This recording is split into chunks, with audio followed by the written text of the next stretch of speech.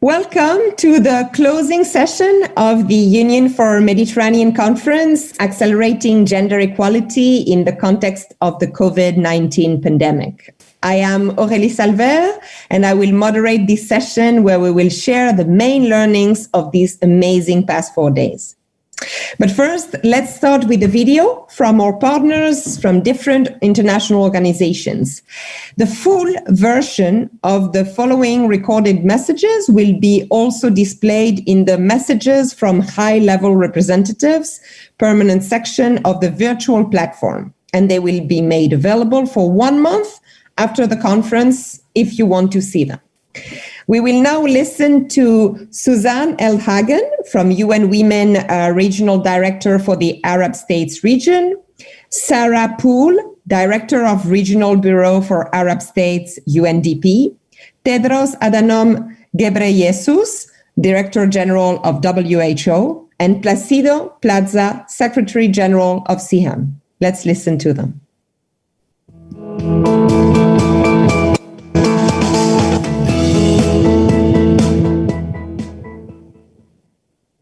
What we need to do now is simply to direct our focus to sustainability and long-term solutions.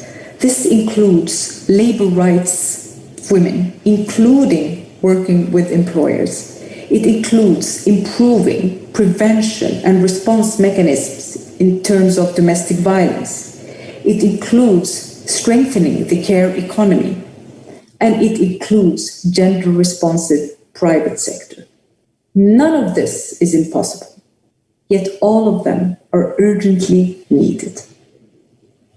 On behalf of UN Women, I wish you a very fruitful discussion over the coming days that will see the emergence of innovative approaches that will enable us to build back better on the basis of a more sustainable and resilient economy that leaves no one behind. The pandemic provides us with a rare chance to do things differently, to transform existing socioeconomic models towards a renewed social contract that prioritizes social justice and gender equality. To help that transformation and to bring women to the center of the road ahead, UNDP advocates valuing care work, strengthening social protection, and leveraging the power of digital technology to support the advancement of women and girls now and also into the future.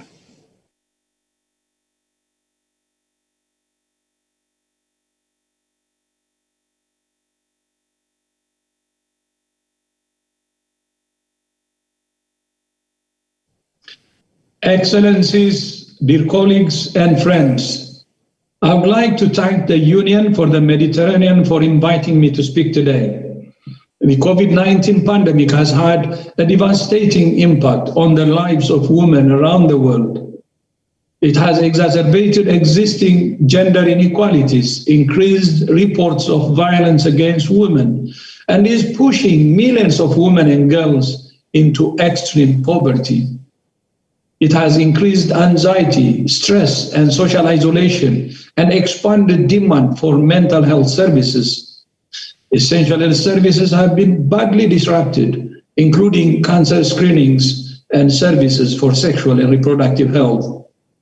More than ever, the physical and mental health of women is tied to the strengths of health and social protection systems. But too often, our health systems do not reflect the gender balance in our societies. Health systems are stronger when the women who deliver health care have an equal say in the design of national health plans, policies, and systems. WHO is working with countries to develop transformative policies that can address gender inequality in the health sector. We will continue to work on monitoring and improving women's access to health services and provide support to address service disruptions. We will also continue to strengthen women's leadership in the COVID-19 response, including by improving gender parity in decision-making bodies. In this year of the nurse and the midwife, we must honor all women health workers and support them in their struggle for safe and dignified working conditions. Working together, we can create stronger, more resilient, and more equitable health systems. I wish you a productive conference. I thank you.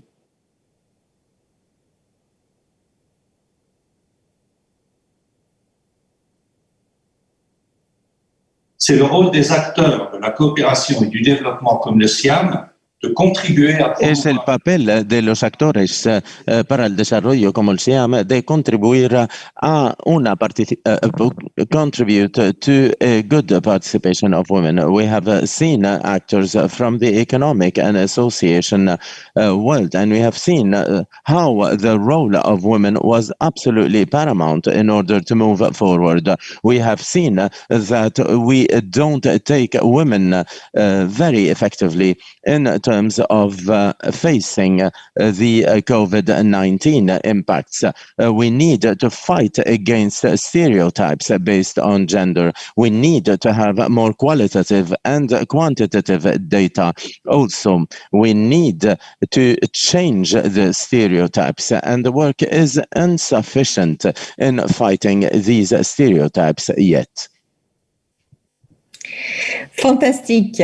Alors maintenant, Amazing. I'm sorry, So we didn't change to English.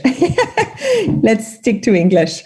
I would love now to summarize some of the sessions. So I will be the first rapporteur for 2 plenaries and 2 of the challenge labs that took place during this week. And then I will welcome different rapporteurs for different sessions that we've had so that you can have a summary of all the outcomes of this fantastic last 4 days. So the first plenary was women on the front line of COVID-19. Today, women account for 70% of the health and social care workforce.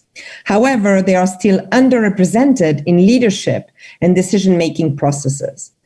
70% of executive directors of global health organizations are men, and only 5% are women in low and middle-income countries. So the panel concluded that the COVID-19 pandemic presents a unique opportunity for policymakers to rebuild more resilient, inclusive, and sustainable economies and accelerate gender-inclusive decision-making. The panel also said that we will never achieve the SDGs in 2030 without a transformative gender agenda that places women at the same decision level as men. All stakeholders have to work hand in hand to support and empower women's participation and enhance women's voice and leadership in parliaments, businesses, social media, and the health and social care workforce. And finally, more disaggregated data on health and social care is needed to design effective gender-sensitive policies and accelerate gender-inclusive decision-making.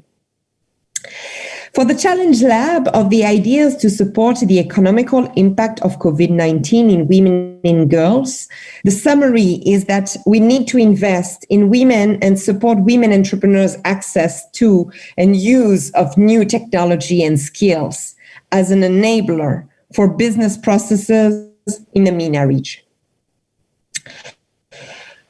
For the second plenary, Women on the Front Line of COVID-19, according to recent data, 243 million of women and girls aged 15 to 49 have been subjected to sexual and or physical violence worldwide, perpetrated by an intimate partner in the previous 12 months. Violence against women and girls tends to increase during every type of emergency, including epidemics. Since the lockdown in countries like Tunisia, calls to a helpline in the first days of confinement increased 5-fold. However, other countries have seen a decline in reports, suggesting that some women face barriers to reporting violence or seeking help. So here is a summary of our panel speakers. In Lebanon, the Internal Security Forces, ISF, has observed through the number of calls received on the hotline 1745 dedicated to domestic violence complaints, a significant increase in the number of violent crimes. In this framework, the National Commission for Lebanese Women has implemented a series of urgent measures in order to face this phenomenon, such as an awareness campaign in cooperation with the ISF. The Commission called for allowing women who are subject to violence within their families to immediately file complaints. The Commission also reached out to members of Parliament, urging them to accelerate the process of discussions on the amendment of the law on the protection of women and other family members from domestic violence. UN Women Regional Office for the Arab States conducted a survey. Violence against women was recognized by the majority of respondents as a serious threat to women and girls during COVID-19. For this reason, there is a need to enhance partnership with other sectors, including civil sectors, civil society organizations, and strengthen referral system while adopting a survival-centered approach when delivering services. A high number of civil society organizations, 84%, mentioned that their work has been negatively impacted by COVID-19 pandemic. According to the assessment conducted by UN Women, 86% of women organizations surveyed mentioned having changed how they reach out to communities and women and girls by using more technology-based platform, with 68% of organizations mentioning being available on Facebook and 50% on mobile applications. Civil society organizations provide gender disaggregated data, which is very important on the direct and indirect impacts of COVID-19. CSOs have been calling for intersectional gender sensitivity in international aid to make sure refugee, migrant, and displaced women are included in the national response plans to COVID-19. However, today, there is still neither gender balance in decision-making bodies nor a gender lens in global COVID-19 decision-making. So gender-sensitive response can only be achieved through meaningful participation of women and organizations in all policymaking and peace-building processes. As well, the panel said that the role of women's civil society has been fundamental. If it had not been for women, feminist activists in the 70s to break out, to speak up for all the women trapped, to realize that it was not a private destiny, but something deeply rooted in the patriarchal roles between women and men, with its structural inequality and power relations and oppression, we would not be here today. So women's NGOs have a crucial role, so they will continue being active and constantly vigilant on this issue, especially with the radicalization of some countries like Hungary and Poland. And finally, Business Against Domestic Violence project was launched in 2015 by the privately funded Sabancı University in cooperation with the UN Population Fund and Turkish Industrialists and Business Association TÜZİAD. During the past 6 years, more than 60 companies have joined the project, and thousands of men and women have received gender equality trainings, and management teams have received special training to recognize signs of abuse and deal with exposed women in a more supportive way. The final report is about the Challenge Lab, that was about combating violence against women in the context of a crisis. So we said that the community is one of the most powerful and low-tech tools of the anti-violence movement. COVID-19 pandemic has shown us some initiatives that have mobilized community members to protect women victims of violence. You can walk in any pharmacy in Spain and ask for a mascarilla 19, and the employers understand the code and call the emergency number 112, and the safety protocol is activated. In the same way, in the UK with Says No More, they have partnered with the pharmacy Boots to facilitate their pharmacy consultancy rooms as a safe space for victims of domestic abuse. And it gives a chance to women who are confined with their abuser to report the situation and ask for help without having to make a call. We have also seen that beyond low-tech community solutions, we have technology that can help. The social networks have engaged people through the hashtag anti-domestic violence during epidemic in China. As these individual reports of domestic violence surface on social media, some women have created posters reminding people to counteract domestic violence when they see it and not be passive bystanders.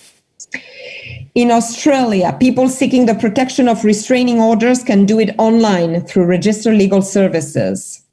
In Italy, the app UPOL allows victims to alert authorities without making a phone call. In Spain, the app Alert Cops is a citizen security alert system provided by the Spanish police and Guardia Civil to assist Spanish citizens in risk situations.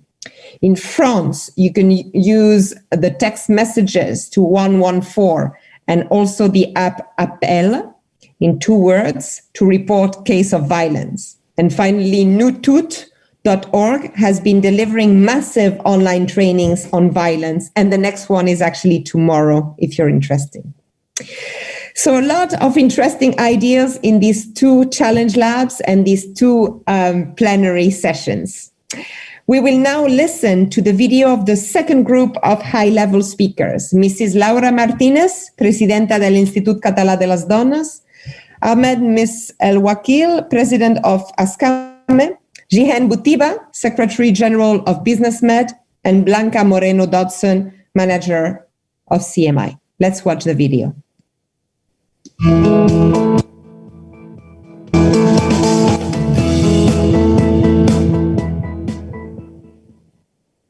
La pandemia COVID-19 no es solo una crisis sanitaria y económica, es una crisis The pandemic COVID-19 is not only an economic pandemic, it also is having a social impact. Women are still suffering a lot because the key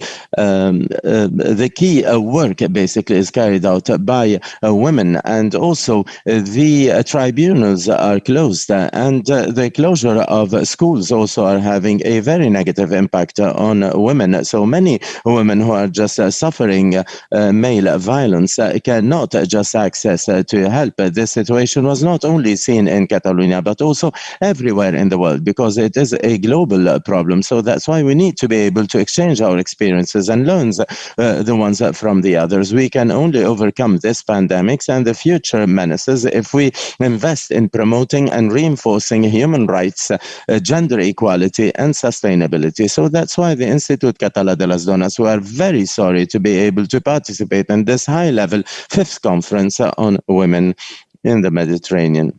Business finds opportunities in every problem, and COVID-19 is no exception.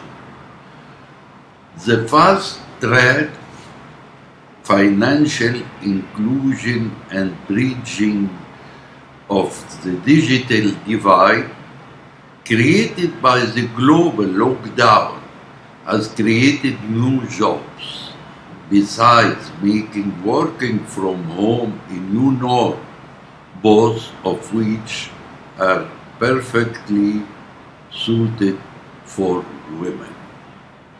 And thanks to the European Commission, our host of regional and cross-border projects, which over 50% gender beneficiaries are helping in changing the COVID challenge into opportunities. Hello all, welcome to this forum. Thank you for having me on board. BusinessMed, as I'm representing it as General Secretary, is an organization of more than 20 countries members from the Euro-Mediterranean region. As employers and private sector representative, we work much on women empowerment and women and social dialogue, and I will talk about it in my presentation.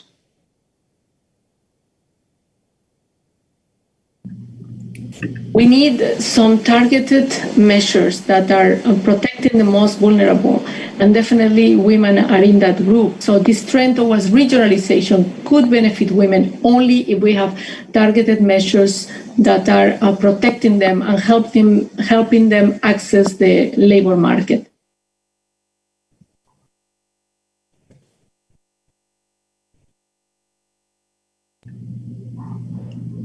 Fantastic. So now we will listen to the different rapporteurs of the different sessions. I would love to first welcome Rupa Dat, Executive Director of Women in Global Health, and she will be the rapporteur for the side event, Building Back Better Through a Gender Equitable Leadership in the Global Health Workforce. Rupa, welcome.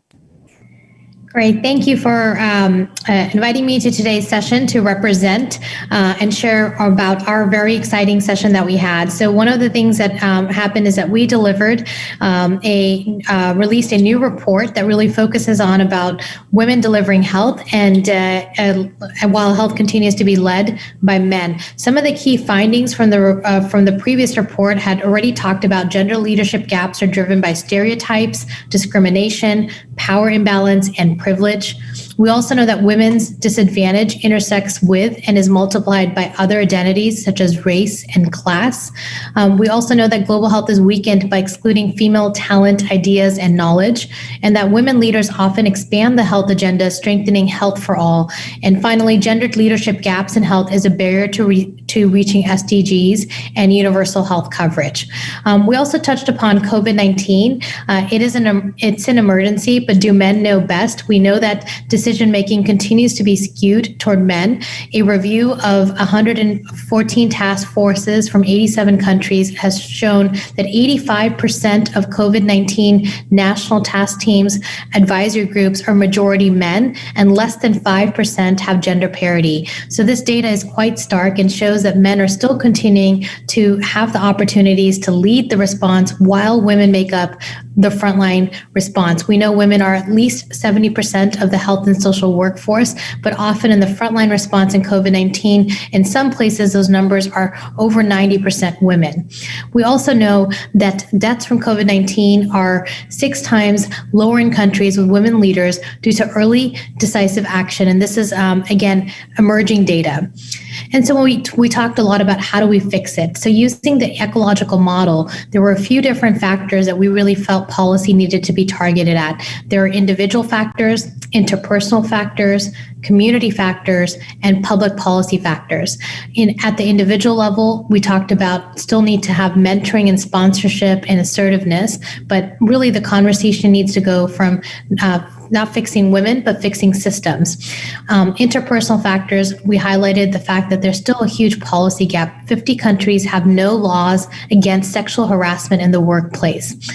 We talked about institutional factors being that we still need to have paid leave, especially paid leave for both women and men, for paternity leave, but also taking care of families. Community factors we really talked about is just really making sure that we have gender parity in leadership at all levels, at the community level and at the government level. And then finally, in public policy factors, we talked about that there's still 90 countries around the world that have labor laws that restrict the type of jobs that women can do. So our framework for a challenge and change that we launched was really focused on 4 action areas. 1, build a foundation for equality. 2, address social norms and stereotypes. 3, fix workplace systems and culture, not women. 4, enable women to achieve the change that they need. And so these were the key messages that we really focused on. The speakers, we had Ambassador of Global Health from Finland, Pavi Silvanki, really talking about the ecosystem and how it's critical to have government policies institutionalized to create gender parity, and that to also think about how do we keep women in the workplace by creating other social protections, especially around childcare being a top priority. We heard from the WHO representative Representative Mariam Bigadali from Morocco, who talked about cultural aspects also being a key aspect. And while policy exists, implementation continues to be a challenge. So really looking not just at the policy, but looking at whether the culture is truly transforming. We had Francesca Colombo, head of Health Division from OECD, who talked about the economic benefits of having gender parity. And again, governments having policies to keep women in the formal labor market being a key issue. Half of what women do in the health sector is informal, so getting them into the formal was key. Andreas Ulrich from Charity Berlin talked about, again, the importance of partnerships, and particularly with UfM working on women in the health workforce. And finally, Christiana Wiskow, who was from ILO, really talked about the decent work agenda and making sure that workplaces have safe and decent work conditions. We had a touching opening from a nurse leader from Lebanon, Dr. Mirna, who really talked about the different types of leadership that are being practiced by nurses and how that needs to be also recognized. And the presentation of the report was launched by Ann Keeling, Senior Fellow at Women in Global Health. In closing, we really want gender transformative policy action to create a gender equitable health and social workforce. Thank you. Awesome. Thank you so much, Rupa, for this great summary. I would like now to invite Mary-Chey Juan Rodriguez, coordinator of Gender Equality Program at the European Institute of the Mediterranean. She will be the rapporteur for the side event, Building Equal, Safe and Inclusive Post-COVID-19 Societies for Women and Girls. How can Mediterranean regions and cities take the lead? Mary-Chey, welcome. Hello, everyone. So this side event gathered women behind organisms at local and regional levels that reflected upon common challenges to do with gender equality in the current complex scenario, while sharing practices and actions that have already made a positive impact in countering the negative toll of the pandemic. The discussions revolved around the idea that gender inequalities crisscross the entirety of the Euro-Mediterranean space, which calls for a common political agenda built upon a strong multi-actor network of alliances. The multi-level approach is particularly significant because the diversity of socioeconomic and cultural realities conforming the Mediterranean necessitates specific responses that can account for the different needs of all the women and girls inhabiting this space. And at the same time, it must be reinforced by a Euromed gender approach in the transnational agreements led by subnational actors. All the participants noted that the progress made following the Barcelona process has been halted due to the pandemic, which has intensified gender inequalities in the socioeconomic sphere and has led to a rise of different types of gender-based violence in an alarming way. Gender disparities have become enlarged also when it comes to gender roles, since in the Mediterranean, as is the case everywhere else, women more than men have been in charge of the care work in the framework drawn by the pandemic. Furthermore, those women in situations of vulnerability, migrant women, women with functional diversity, or with mental health disorders, have seen their hardships become wider. Similarly, women, more than men, have been in the front lines of the pandemic as they have been more present in those sectors most exposed to the virus. The support to vulnerable actors should be, the participants agreed, a cross-sectional goal in the recovery funds to put in place in the Euro-Mediterranean context. Participants also highlighted that the wider presence of women in the COVID picture, however, is not yet equated with a parallel representation in the political map. In order to counter gender inequalities, the participation and leadership of women in all spheres of life, including decision-making processes at local, regional, national, and international levels, is key. The experiences shared by some of the participants showed that having women in front of municipalities and regional councils paves the way for feminist and intersectional policies that ensure a more egalitarian and sustainable social tissue for the inhabitants of the Mediterranean cities and regions and for the whole space. This approach should also apply to the Euromed cooperation schemes and programs. All the participants of the different sessions agreed. Locally rooted responses were presented as a powerful means to ensure the structural transformation that, as pointed out by everyone, the Euro-Mediterranean region needs in order to be more inclusive and to put citizens at the center.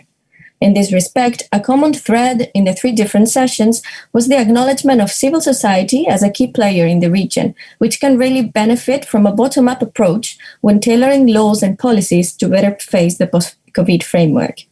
The recognition and appreciation of civil society, however, must be translated into real and effective policies that can help to strengthen and consolidate the transformations initiated by these organizations and individuals that have been and continue to be the real gears of change.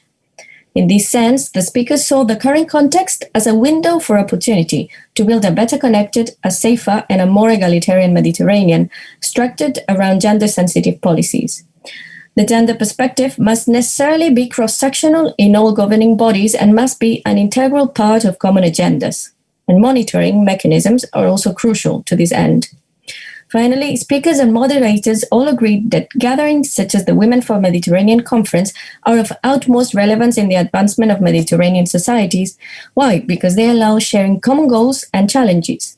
The establishment of both local and regional networks was seen as a necessary step to achieve the above-mentioned objectives. Putting together successful practices, strategies, and initiatives can lead to the replication in other contexts, replications that take into account the specificities of each neighborhood, of each city or region.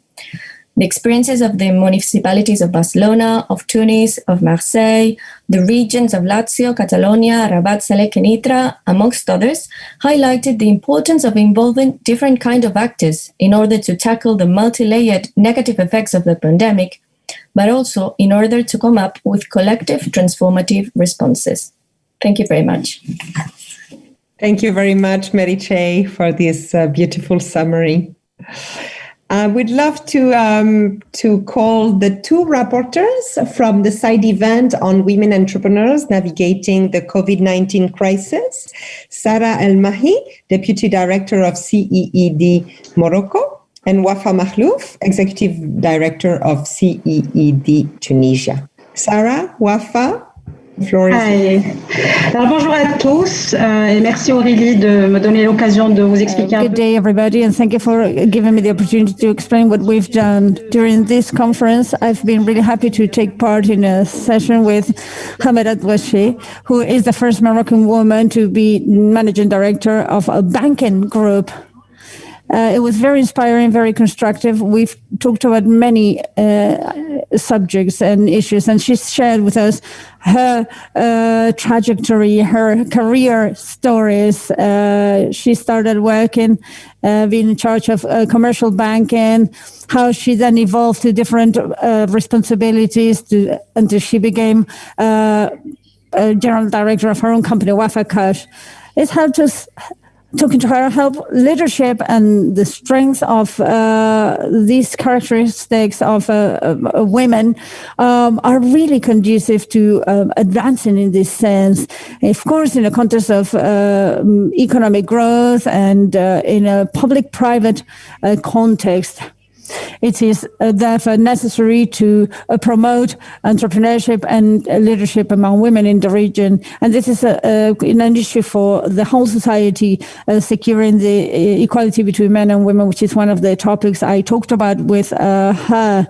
And during our talk, she made us understand once again that equality in the work market needs to be struggled for, equality in terms of salaries, and how this is not there yet, but there is progress. Women are still underrepresented in the public and private sectors in the region. And yet we see confirmation that more Moroccan women are going to university, are becoming leaders, and are taking a step forward. She also talked about the pandemic, the healthcare crisis that has impacted Morocco as elsewhere. Obviously, everybody was in lockdown for a few weeks, so she shared about the first decisions she made as CEO of her company in such a situation, putting together a crisis committee, ensuring first and foremost the security of the whole team and the people who continued to work and provide service during the sanitary crisis in Morocco, and obviously in other countries where Wafa Cash is implemented and has operations. She talked about women diversity and how this is moving forward and gaining greater social recognition. She is a woman that's wonderful to talk to. She's Moroccan, she's African, she's a leader, she's a woman. This is a summary of all my conversations with her during this session that I moderated. And I'll give the floor to Wafa Mahmoud, who heads Seed Tunisia. Wafa, the floor is yours. Thank you so much. Hello, everybody. Good day. First, thank you for giving us the opportunity to take part in these sessions and value the work of women around the world and in Tunisia, in particularly with the UNPD also program in particular, a program that we trust will continue in future years. Because as you've seen in the session that we had, women are really moving forward. We had the examples we have from 3 examples of 3 women, Manel Dalif Kansali and Elis Tunis.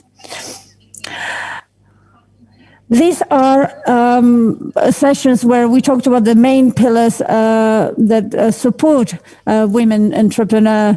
They talked about the importance of these key ingredients, confidence, in these key ingredients to face a crisis such as the one we are enduring today. One of them operates in the health sector, another one in the recycling sector of IT, and another one in communications. They bore witness of how they had come stronger from the crisis, are coming stronger from the crisis, and having a family also. Beyond the panic, they say you need to stay calm, guide, and allocate responsibilities. Also, in line with what governments do, they share the importance of adopting such an approach to really face up to the challenges, knowing you can overcome them.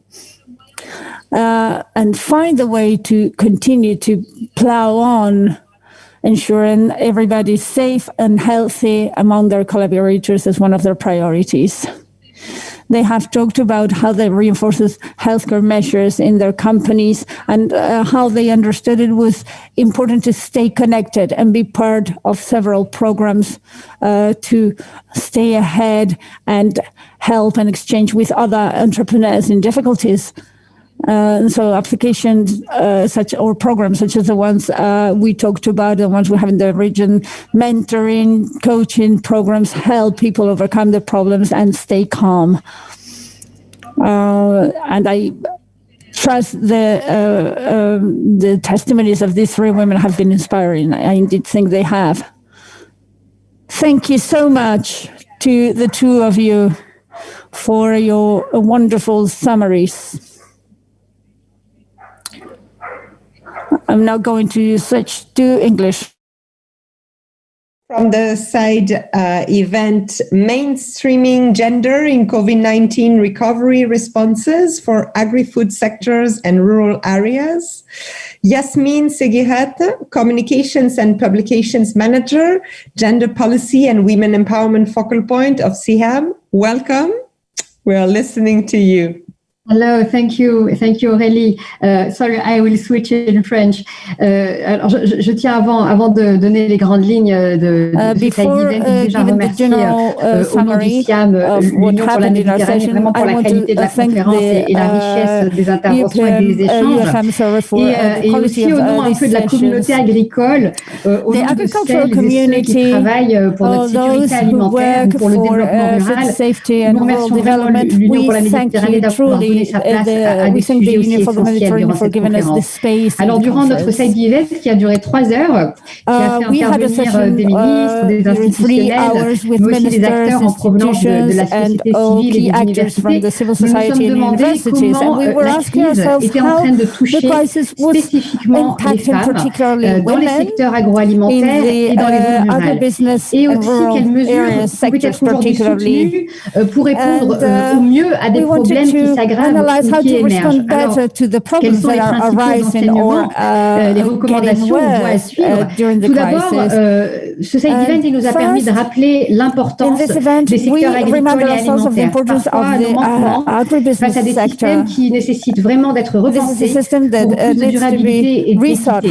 Il a été aussi rappelé que la crise sanitaire provoquée par le Covid, elle est aussi en mesure de dégénérer en crise alimentaire. Et ça, c'est une information qui retient toute notre attention. Ce side event, il nous a montré à quel point les femmes étaient en première ligne de ces métiers agricoles, dans la production, dans la transformation, dans la distribution. C'est un rôle essentiel à notre sécurité alimentaire et qui était malheureusement fortement exposé au risque.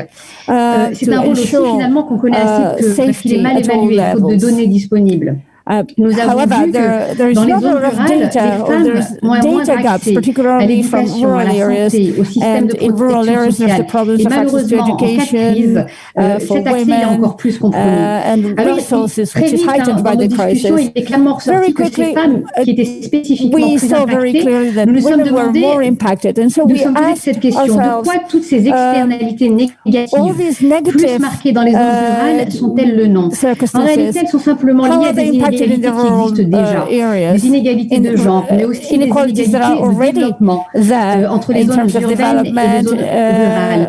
Donc l'intersectionnalité, elle a été le fil rouge un petit peu de nos discussions hier. Et ce qu'il faut retenir surtout, c'est que la crise, ou en tout cas les conséquences de la crise du Covid sur les femmes, elles ne peuvent pas être appréhendées uniquement de manière isolée, mais de manière holistique.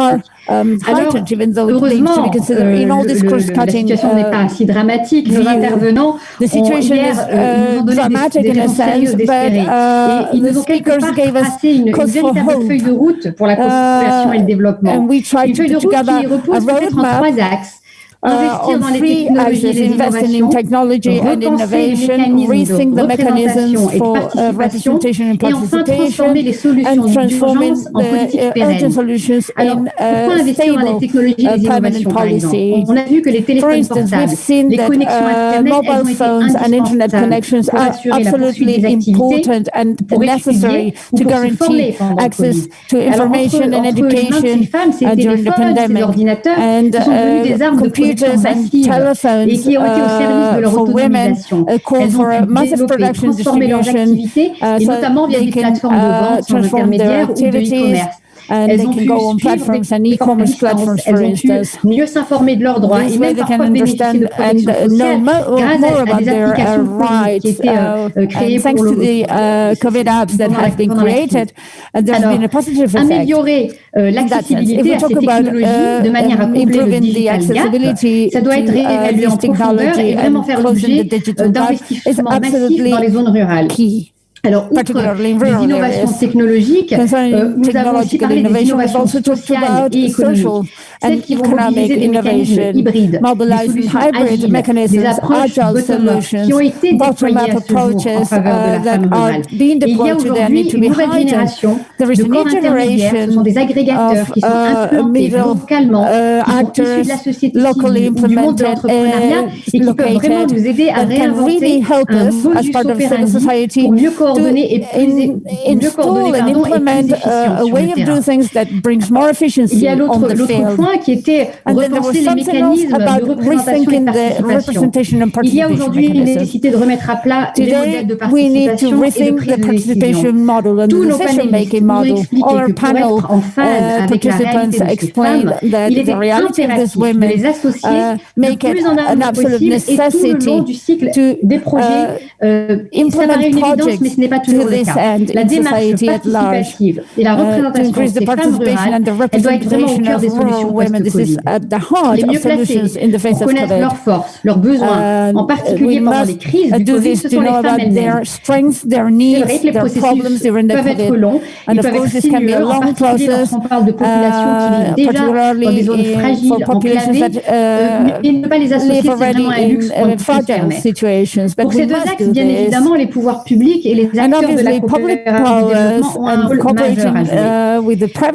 En assurant d'une part la disponibilité des données et des analyses, donc il est par sexe, also bien the sûr, availability en of appuyant des data, mesures pour l'égalité d'accès aux taking ressources measures for productives, access to favoriser l'accès aux services production, financiers, aux resources, marchés, en finance, ciblant les activités markets, économiques des femmes rurales en tant que particularly for the productrices, en tant economic que activities transformatrices, en tant of que commerçantes, female rural entrepreneuses, producers ou who encore are tout simplement entrepreneurs en at the end of the investissant dans le day, leadership de ces femmes even rurales. investing in Les their pouvoirs publics et leadership les organisations, capabilities elles peuvent and in permettre de their sérieuses capabilities avancées. to organize. Enfin, il y avait le troisième axe qui And est there was celui a de third transformer des solutions line which was d'urgence en transforming the politiques urgent solutions pérennes. in a De permanent nombreuses mesures policy. d'urgence There's a number of ont été mises en œuvre pendant la période urgent du Covid en emergency faveur de measures ces that have femmes been dans les zones taken in rurales et favor dans les of these secteurs rural agricoles. women, La couverture women in santé, rural la areas, couverture sociale a été élargie, a été facilitée. coverage, Les social aides coverage, financières et économiques ont été fournies. financial aid, La economic aid, la helping digitalisation je vais y arriver, digitize de certains services a été rendue certain possible. services for Tout them cela also. doit se All this has pérenniser et taken conduire place, and it véritablement à should un become changement permanent because it systémique. will En really bring situation about d'urgence, systemic nous avons change. su travailler ensemble, les Emergency ONG, les situations we've worked entreprises, les together, autorités locales. NGOs, Alors local faisons que ces authorities, modes de national collaboration authorities, and perdurent this et se collaborative renforcent. mode should Travaillons be avec ceux qui peuvent strengthened and interconnecter les kept écosystèmes,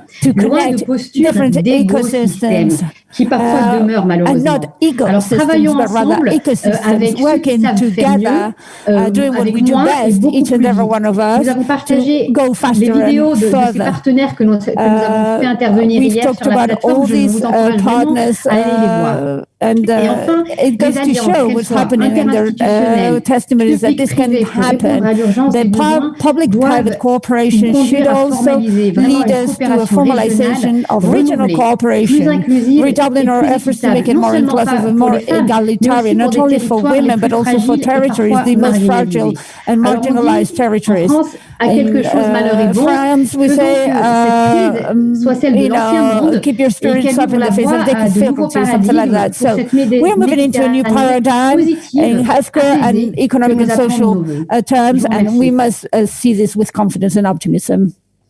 Thank you so much. Fantastic summaries. Thank you for this summary. From CM. For today, for the side event, the role of youth in combating gender stereotypes in the audiovisual sector. And I will welcome Amel Saidan, who is tech entrepreneur, CEO, and co-founder of BetaCube. Amel, welcome. Thank you very much, Aurélie. We have indeed in our session about combating gender stereotypes in the audiovisual sector earlier this morning, discussed in 3 panels different aspects, different perspectives of the portrays and combating stereotypes in the media sector. So in the opening session, Her Excellency Marisa Farrugia has highlighted the importance of stereotypes involving generalizations about identities reflecting male dominance. She has also shared that these are wide attitudes and values that contribute to inequalities experienced by women. And even though gender issues have gained actually major significant momentum in the last few years through equality laws, through regional strategic regional commitment, but this is actually, she has called this progress, but not real equality. And because there is a stubborn gap that is still there, that has been also reinforced by artificial intelligence and algorithms, and she has called us to pay a specific attention to this area. So she has also called upon young generations to combat the stereotypes. So in the first session, about understanding gender stereotypes and their impact on societies, our panelists, Séverine Lelorme-Lemaire and Dr. Insaf Wieba, have highlighted the importance of images in the cinema, in cinema, for instance, about representation of women. Societies may tend to reflect, typically in our region, a perfect image of the society, but not really the real image. She has also highlighted the productized approach and representation of women and, for instance, women bodies. Pornography is also another topic she touched upon, and the new digital individual experience of youth with images, accessing new types of image experiences, and the need of education about images and image consumption in our region and worldwide. Séverine has also highlighted the importance of diversity of women and men images and representations, and how the social context defines actually acceptability of these images. So in the second panel discussion, we dig deeper into the portrayal of women in the audiovisual media and the messages that are transmitted to the society at large. With Julia Hahn, we have highlighted the insufficient representation of women in media and the need for new stories, a new narrative, a new representation of women that come out as experts, as analysts, as spokespeople, and then the stereotypes that she has defined the stereotypes as a way to simplify concepts. So women being emotional, men being rational, and the impact of this on the way we see ourselves consciously and unconsciously, and then the way we start questioning our own capabilities. So she has called for media players to play a role in terms of starting a new narrative and telling new stories about female hero figures, and also called for solidarity between journalists and people and women active in the media sector. So Rania from Egypt has underlined the need for exchange between different players in the media sector, because the women narratives and images has been defined also by political agendas. So she has called for exchange so that people can see the reality on the ground. She has also highlighted the role of Arab diaspora in terms of telling the story about realities and societies and women in our societies. So in the last session about the need to enhance the media's potential of and women empowerment in the audiovisual sector, Shahad Dibaja, from a journalist from Jordan, has told us about the women who have been bullied on media during the political campaign for parliament. So with the 43% of parliament candidates being bullied on the internet, of female candidates. So, and she has also highlighted the challenge of mobility for women who would like to embrace a career in the social, in the media sector. The pay gap is a reality also in the media sector, and this has to be combated. So, the importance of the way women portray themselves, for instance, on social media and on the internet, has been also an important topic that we have discussed. The need for laws to criminalize abuse is a topic, of course. And on the other side, Francesca has Mucho, who is an activist from Albania, has shown the link between media and technologies today. Technology, media, the biggest media today are digital platforms. So, and if we look at the digital and technology, we'll see this as a sector or a space that is being male-dominated, totally male-dominated. So we will have to increase pressure on policymakers. And then Francesca has also underlined the importance of education systems, of attracting more women to the media field, of youth participation in policymaking, and also, of course, on combining action, on cooperation and coordination of all what we're doing. So all the panelists and speakers and the moderators have agreed that we need to work towards having more women in leadership positions. And this statement has been underlined by Thomas Volk, the director of the Konrad Adenauer Stiftung regional program, Polymed regional program. And this is being a joint responsibility. 15% only of women are in leadership positions in the MENA region compared to 31% globally. And this is something where everyone has to stand up, including men, of course. So everyone has a responsibility in terms of gender equality. Thank you very much, Amel. Okay, so thank you to all the rapporteurs for your amazing work, for summarizing 4 days of conversations. It was to the point. I'm gonna say goodbye, but this is not the end.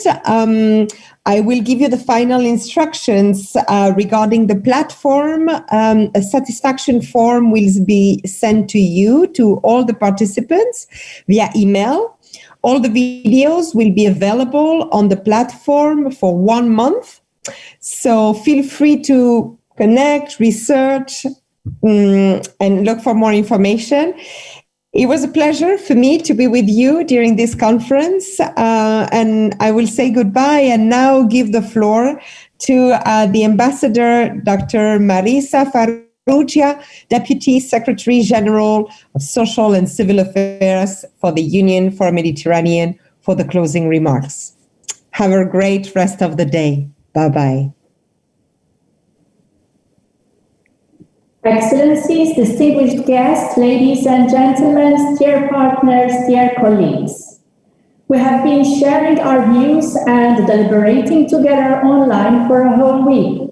It has been a great, wonderful week, working hard, thinking outside the box in search of better solutions for gender equality, women empowerment, raising women's economic participation, ending violence against women and girls, combining gender stereotypes, women's role on the front line of COVID-19, and their leadership in the global health workforce, their responses to agri-food sectors, women entrepreneurship, and building equal and safe societies for women. All realistic themes that we live every day. The great lessons learned and the best practices shared during our 5th Women High-Level Conference have brought us closer to a plethora of challenges. We proceed determined more than ever to continue in all our different efforts to accelerate gender equality in our society. COVID-19 has wreaked havoc in everyone's lives and all imaginable sectors on a global scale. 2 years ago, we had convened this conference in a physical format in Lisbon. But thanks to all your efforts, dedication, relentless work, professionalism, and commitment, we succeeded to hold this large-scale and high-level conference together in online format with physical distancing, but with a formidable social close connection. I sincerely wish to thank and congratulate all of you for holding another successful edition of the UfM Women Conference. Despite meeting socially online, this year's edition will remain a unique one to remember. I would like to pay tribute to the extraordinary work that has been carried out during the organization of this important conference to ensure that UfM could still provide the space, time, and dialogue for all participants during these dire times. The organization of this year's conference would have not been possible without the commitment of all our partners. Allow me to express my deep gratitude to the Swedish government for its incessant support to our UfM agenda, plans and initiatives, particularly in the sector of gender equality and women empowerment. My thankfulness goes to our long-standing partners from UN Women, World Health Organization, SIHAM, SEED, the Konrad Adenauer Stiftung Foundation, the Barcelona Council, the Generalitat of Catalonia, Smart City, and the media that covered all our events. I am truly delighted to note that you all participated actively in this conference main themes and equally relevant side events, which affirms the vitality of our collaboration. You have been invited to participate or contribute in one way or another, and you have responded overwhelmingly. We all acted in one voice to foster regional cooperation on women empowerment.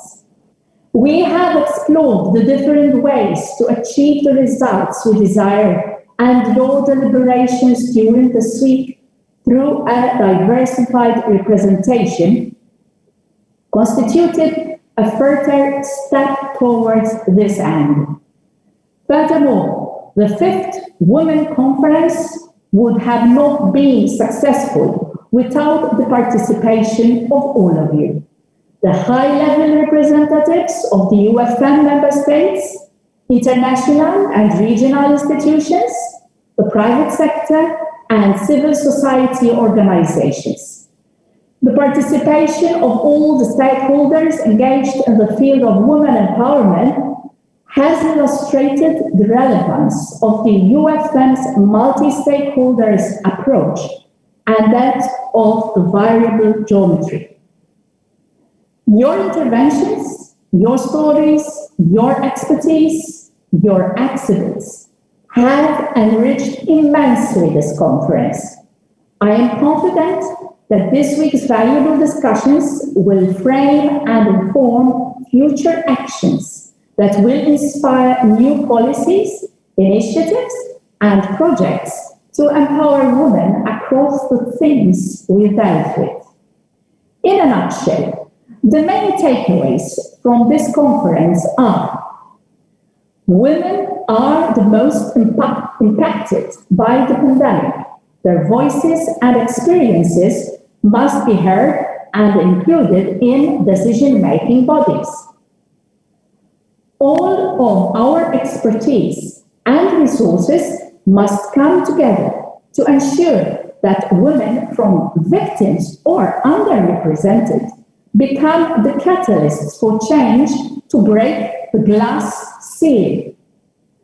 After every crisis, there are always new challenges with positive opportunities, which lead to innovative solutions that shine a light to build better educational programs, legislations, socio-economic and health matters to accelerate gender equality.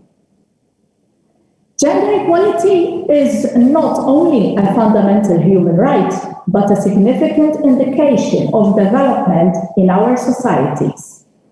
Women empowerment is the precondition for prosperous, stable, and sustainable societies. When women and men are on an equal footing in all spheres of life, we will experience the true significance of gender equality.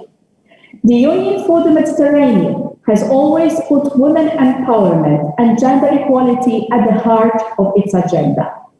The UfM will remain committed to working towards these strategic priorities. In conclusion, I would like to thank those UfM staff who worked for long hours behind the scenes to support the logistics, technical aspects, and media-related matters to make this event possible.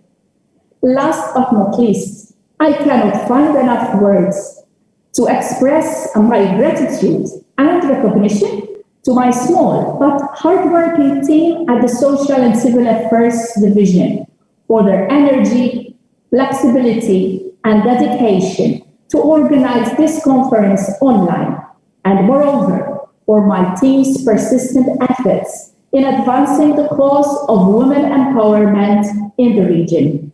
Thank you all, and it has been a pleasure having you for the Union for the Mediterranean 2020 conference.